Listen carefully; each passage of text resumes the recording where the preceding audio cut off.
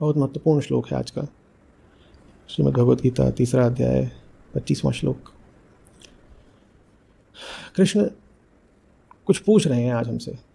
तो प्रश्न एक अर्जुन से नहीं, सब अर्जुनों से है।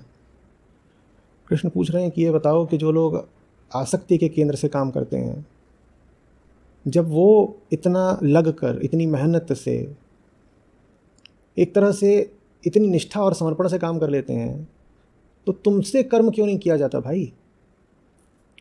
अर्जुन दुर्योधन को देखो, उसके सारे इरादे कितने गलत हैं, कितने अकल्याणकारी हैं, कितने अमंगलकारी हैं, लेकिन इसके बाद भी वो इतनी अक्षौहिणी सेना लेकर के खड़ा हो गया है, युद्ध को तैयार है, एकदम आतुर है कि कब शंखनाद हो, तीर चलें। और दूसरी ओर तुम हो अर्जुन, जो युद्ध से भागने को तैयार हो। तो फिर हस्तिनापुर का क्या होगा, भारत का क्या होगा, पूरे विश्व का क्या होगा? ये तो तय ही हो गया ना।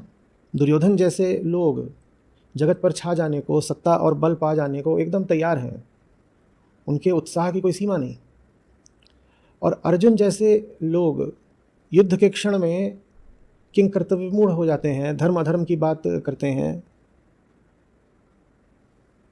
युद्ध से भागने का बहाना खोजते हैं। तो फिर ये जगत किसके हाथों में चला जाएगा? इसमें क्या प्रश्न बचा? और जब दुर्योधन जैसों के हाथ में जगत जाता है तो घोर अमंगल होता है, क्योंकि उसको अपनी सकामता के कारण प्रजा की फिक्र नहीं है, उसको बस अपना स्वार्थ साधना है। सकामता का ही मतलब होता है ना, मैं किसी तरह सुख भोग पाऊं, भले इसके लिए पूरे जगत में मुझे आग लगा देनी पड़े, यही सकामता है। तो अर्जुन से आज एक सवाल करा है कृष्ण ने, सलाह दी है, उस सलाह को सवाल समझिएगा। सवाल यही है, वो अपने स्वार्थ के लिए इतना कुछ कर सकता है, तुम निस्वार्थ होकर क्यों नहीं कर सकते? वो व्यक्तिगत कामना है तो इतना कुछ कर सकता है, तुम जगत कल्याण है तो कुछ क्यों नहीं कर सकते? उसका केंद्र तो अहंकार का है ना अर्जुन, और अहंकार आत्मा से बहुत छोटी चीज होता है। तुम्हारा केंद्र तो आत्मा का है, तो फिर ये अनहोनी कैसे घट रही है अर्जुन, कि जो अहंकार के केंद्र से संचालित हो रहा है, जिसकी ऊर्जा का स्रोत छोटा है, वो ऊर्जा में और उद्देश्य में पगा हुआ दिखाई देता है, और जो आत्मा से संचालित हो रहा है, जिसकी ऊर्जा का केंद्र बहुत बड़ा है, वो निरुत्साही है, दुर्बल है, द्वंद्व में फंसा हुआ है। किंग कर्तव्य विमूढ़ता ने उसकी ऊर्जा छीन ली है। तमाम तरीके की अपनी मान्यताओं को और सुनी सुनाई बातों को वो सत्य के विरुद्ध खड़ा कर रहा है। ये क्या हो रहा है अर्जुन? हमने तो यही जाना था कि अहंकार आत्मा के सामने बड़ा छोटा होता है, तो फिर अहंकारी के पास इतनी ऊर्जा क्यों, और आत्मस्थ इतना ऊर्जाहीन क्यों? और मैंने आपसे कहा, यह प्रश्न एक अर्जुन से नहीं करा गया है, सब अर्जुनों से करा गया है।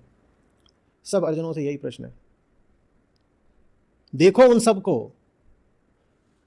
जो पापी हैं, अत्याचारी हैं, भोगी हैं, कामी हैं, देखो वो कितनी व्यवस्था से, कितने श्रम से, कितने अनुशासन से, कितना डटकर काम कर रहे हैं। देखो उन सबको, और अपने आप को देखो। तुम अच्छी तरह जानते हो तुम्हारे पास एक ऊंचा लक्ष्य है, और उसके बाद तुम अपने आप को देखो।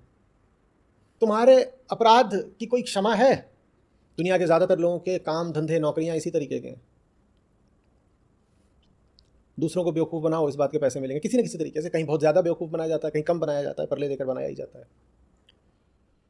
और वो सब लोग अपना व्यापार, अपना कारोबार, अपना काम बड़ी निष्ठा से, बड़े अनुशासन से, बड़े श्रम से करते हैं, अपना काम आगे बढ़ाते हैं। उनकी आप तरक्की देखिए, पूरी दुनिया वही लोग चला रहे हैं।